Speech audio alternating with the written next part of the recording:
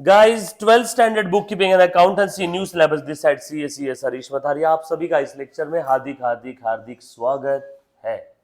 चलो last lecture में हमने एग्री डिसएग्री यहां तक कर लिया था ना। अच्छा 4 ही हुए थे ना एग्री डिसएग्री में। चेक करो तो एक बार कहां तक हुआ था। कौन देख रहा है बेटा? यस हाय प्रतीका आ जाओ रे जल्दी जल्दी से फटाफट से आ जाओ गाइस।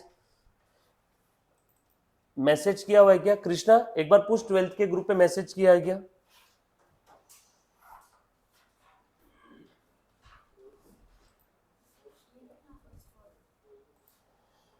डन। हाँ ओके बेटा done done done. Krishna Krishna okay done. आगे आगे चलो आ जा मुन्ना ध्यान दो। 4 तक पढ़ लिए थे हमने लास्ट लेक्चर में, आपने जवाब दिए थे मेरे ख्याल से। चलो आ जाओ 5 number. An interest on capital is an expenditure for the partnership firm. Interest on capital is an expenditure for the point from the point of view of partnership firm. Agree और disagree? Very good. Interest on capital ये firm देती है किसको? हाँ बेटा Alpana, interest on capital ये firm दे रही है। इंटरेस्ट दे रही है मतलब फर्म के पॉइंट ऑफ व्यू से क्या हुआ? बोल बेटा पूनम। खर्चा। इंटरेस्ट मिल रहा है या दे रही है? फर्म दे रही है। ब्याज मिला रहता तो इनकम, यहां पे ब्याज दे रही है, दे रही है तो क्या रहेगा? एक्सपेंसेस। तो बोलो इससे आप एग्री हो क्या? Yes agree. Yes or no? लिखो फटाफट से एग्री।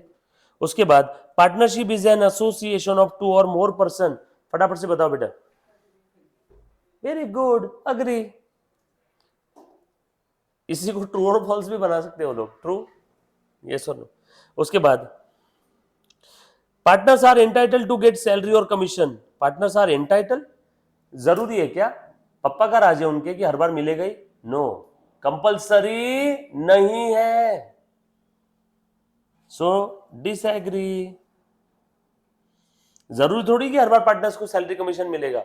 अगर पार्टनरशिप डीड में लिखा रहा तो ही मिलेगा, नहीं तो नहीं मिलेगा।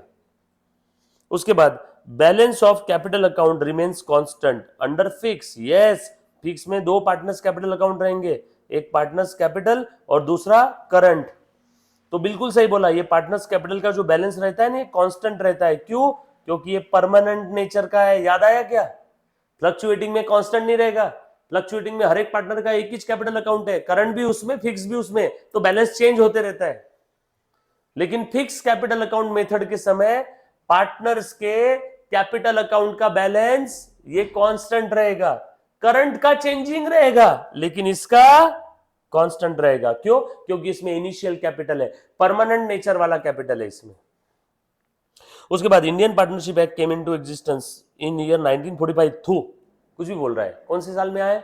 1932 लिखा है ना आईपीए 1932। डिसएग्री।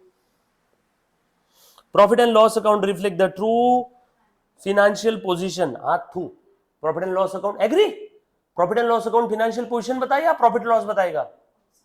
फिर बैलेंस शीट बताती है फिनेंशियल पोजीशन और पीएनएल अकाउंट क्या बताता है? Operating result.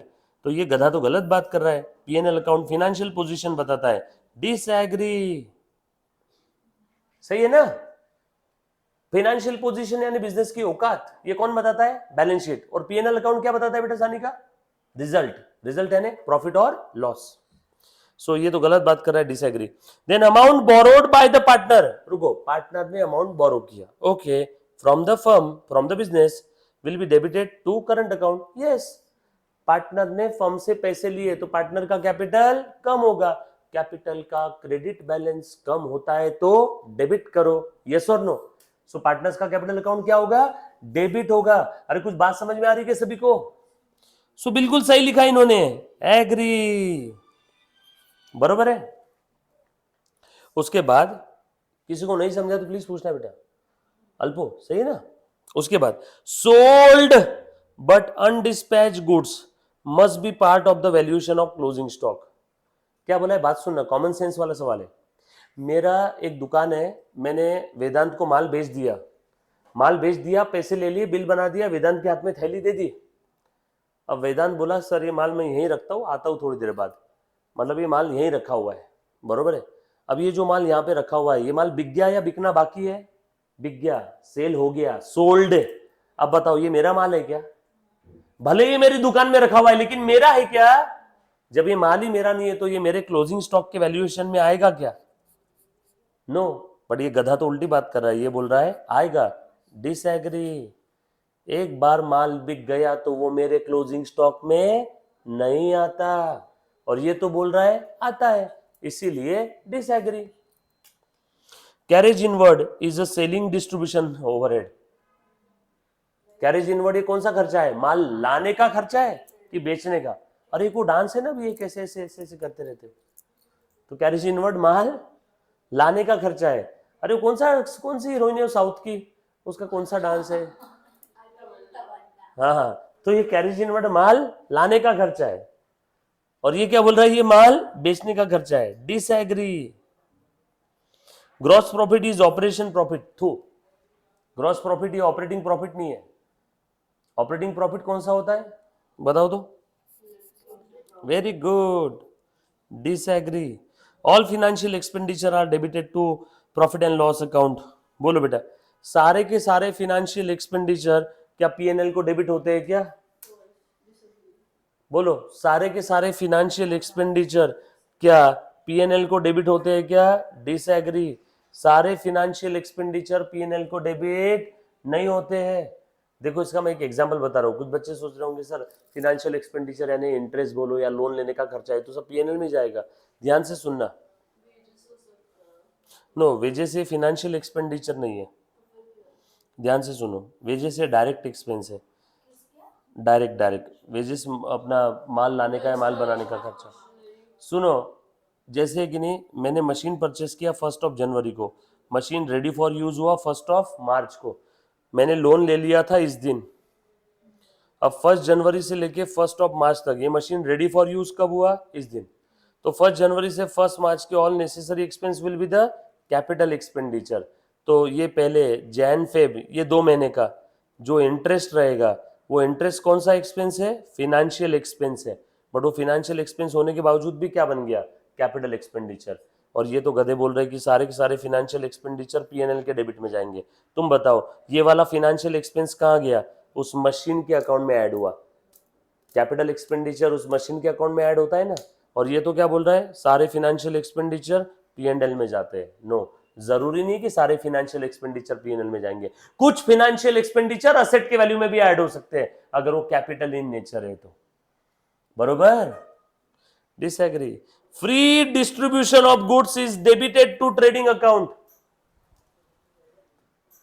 हाँ, माल आया तो ट्रेडिंग के डेबिट में, माल गया तो ट्रेडिंग के क्रेडिट में। ये तो बोल रहा है ट्रेडिंग के डेबिट में आएगा। डिसएग्री। कुछ था इसमें? Free distribution of goods, goods distributed as a free sample कहां लिखते हैं? ट्रेडिंग अकाउंट के क्रेडिट साइड में। Yes or no? Then calculate the following. फटाफट से कैलकुलेट करो, देन खत्म, टॉपिक ओवर। इस टॉपिक के हमने theory, practical, true false, fill in blanks, match the pair, one sentence, सभी क्वेश्चन देखे। बरोबर है? अभी ध्यान देना अच्छे से। Under evaluation of the closing stock by 10%। Closing stock was 30,000। Find out the value of closing stock. चलो अभी आ जाओ, अपनी नोटबुक निकालो, अब कैलकुलेट करना है। थ्योरी क्वेश्चन खत्म हो गए, अब प्रैक्टिकल है, छोटू छोटू, 2-2 नंबर के, 4-4 नंबर के। चलो करो बेटा कैलकुलेट, करो करो। Under valuation of closing stock by 10%। Closing stock 10% से अंडर वैल्यू हुआ। चल ले बेटा, क्वेश्चन नंबर 1, अंडर वैल्यूएशन। बेटा ध्यान दे, आपस में प्लीज बातें मत करो। Under valuation of closing stock by 10%। बरोबर? चलो ध्यान देना, मुन्ना ध्यान दे। तो इसका मतलब क्या है देखो तो जरा। एंड क्लोजिंग स्टॉक कितना दिया हुआ है? क्लोजिंग स्टॉक है 30,000। और ये 30,000 कब आया? ए मुन्ना इधर ध्यान दो, ये तो सबसे खास बात। 30,000 कब आया? 10% से अंडर वैल्यू करने के बाद। 10% से अंडर वैल्यू करने के बाद 10% से अंडर वैल्यू करने के बाद, यानी 10% से कम करने के बाद, मतलब ये 90% है। 10% कम होने के बाद आया ना, मतलब वो क्या है 90। 10 रुपए कम करने के बाद मेरे जेब में कितने बचे 90। 10% कम करने के बाद ये बचा हुआ फिगर है, मतलब ये कितना परसेंट है 90, मतलब ये 90% है। सर ये 90 क्यों बोल रहे हो, इसको 100 बोलो ना। नहीं नहीं 100 नहीं बोल सकते, क्लोजिंग स्टॉक अंडर वैल्यू हुआ है 10% से, मतलब ये क्लोजिंग स्टॉक जो दिख रहा है ना वो 90 है, 10 से अंडर वैल्यूड है ना, ये 90 है। तो बताओ क्लोजिंग स्टॉक का 100% वैल्यू कितना रहेगा? 30,000, ये 90% है, वेरी गुड 33,000। देयरफॉर लिखो क्लोजिंग स्टॉक का ओरिजिनल वैल्यू कितना रहेगा 30,000, अगर ये 90 है तो 100 यानी कितना, निकाल बेटा, 0 0 कैंसल, बचा क्या 3000 अपॉन 9, 33,000 नहीं आएगा, 33,333.33 आएगा। करो ना, 3000 डिवाइडेड बाय 9 करो, रफ में कैलकुलेशन करो।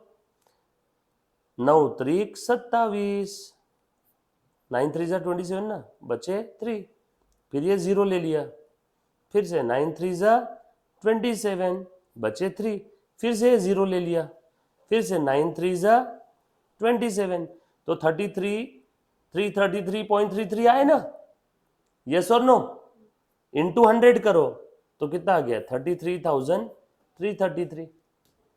इजी, पक्का? किसी को नहीं समझा होगा तो प्लीज वापस पूछो। चौथी कक्षा में भागाकार ऐसे करते थे ना, divide. All set. Next question, ये लिखो, इसको नंबर मिलेंगे आपको। ये है बेटा आपका 2 से 3 नंबर का। सर इस टाइप के क्वेश्चन कहां पे आते हैं? क्वेश्चन नंबर 1 में। इस टाइप के क्वेश्चन कहां पे आते हैं? क्वेश्चन नंबर 1 में।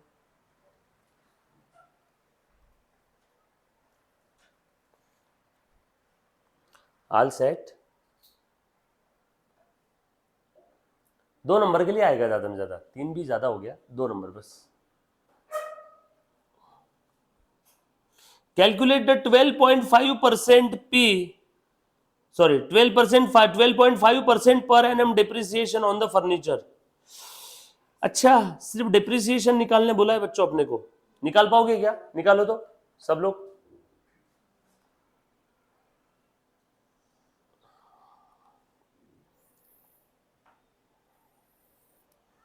Question number 2, 12.5% per annum depreciation on a furniture, 2,20,000 for 1 year.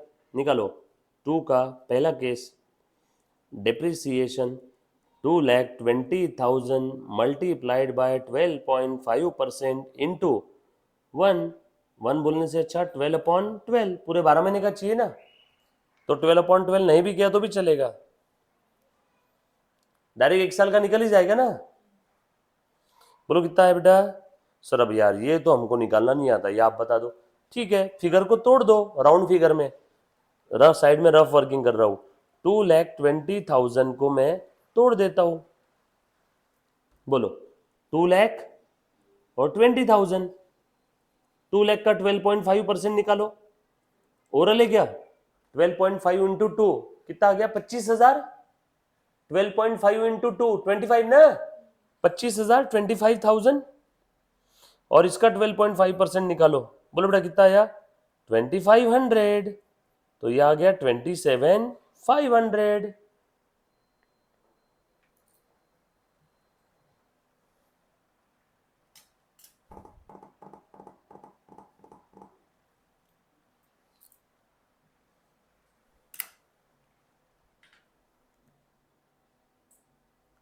आया?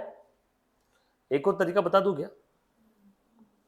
देखो किसी किसी बच्चे को 2,20,000 को नहीं तोड़ना है, 12.5% बोला है ना, तो मैं परसेंटेज को 2 फिगर में तोड़ देता हूं, 10%, 2% और 0.5%। चलेगा क्या? हो गया ना तीनों का टोटल, 10 और 2 12, 12 और आधा 12.5, 12.5 निकालो। 2,20,000 का 10% कितना आता? ओरल है 22,000। 2,20,000 का 2% बोलो बेटा कितना आएगा? 4,400, 22 इंटू 2 44, बरोबर ना। और यहां पे निकालो 2,20,000 का 1% कितना आता है? 2200। 2200 का आधा 2200 का आधा,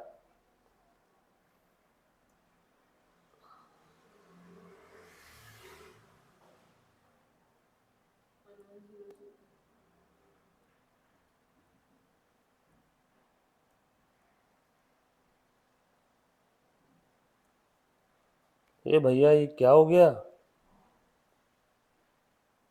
अच्छा, वाह यार,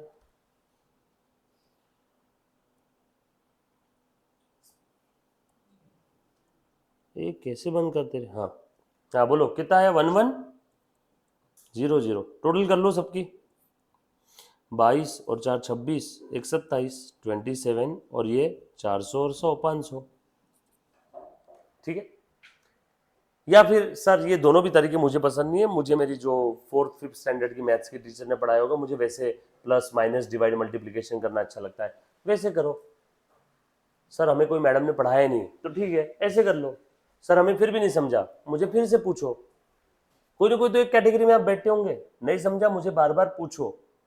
आप नहीं पूछ रहे हो तो मैं ये समझ रहा हूं कि आपको समझ रहा है। क्या मैं सही समझ रहा हूं? क्लियर? पक्का?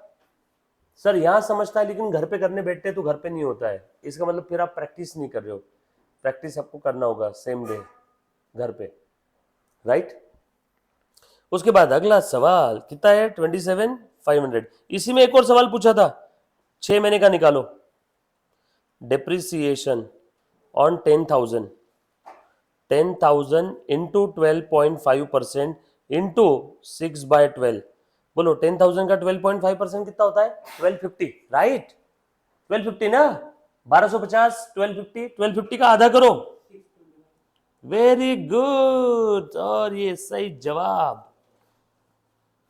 ये दोनों को मिलेंगे 2 नंबर, श्योर शॉर्ट नंबर है। मतलब गलती से भी आपके मम्मा पापा को पता चल गया ना कि 12th इतना इजी है, तो आपको जो घर पे फैसिलिटी मिल रही है ना सब बंद हो जाएगी। वो भी बोलेंगे हाँ बोर्ड की एग्जाम है, इतना इजी है, क्यों इतनी फैसिलिटी ले रहे हो जबरदस्ती? सारी फैसिलिटी आपके छोटे भाई छोटे बहन को मिलेगी, क्योंकि इससे ज़्यादा टफ तो 8 9 10th है। Yes or no? 12th की इज्जत खराब कर दी ऐसे ऐसे क्वेश्चन देके।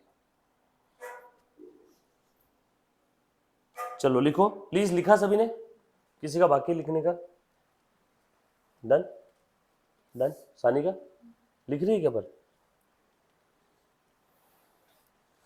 चलो यार 3 4 5 आज आप घर पे ट्राई करोगे। अभी थोड़ी देर मैम का lecture. Thank you so much, love you all, take care, bye.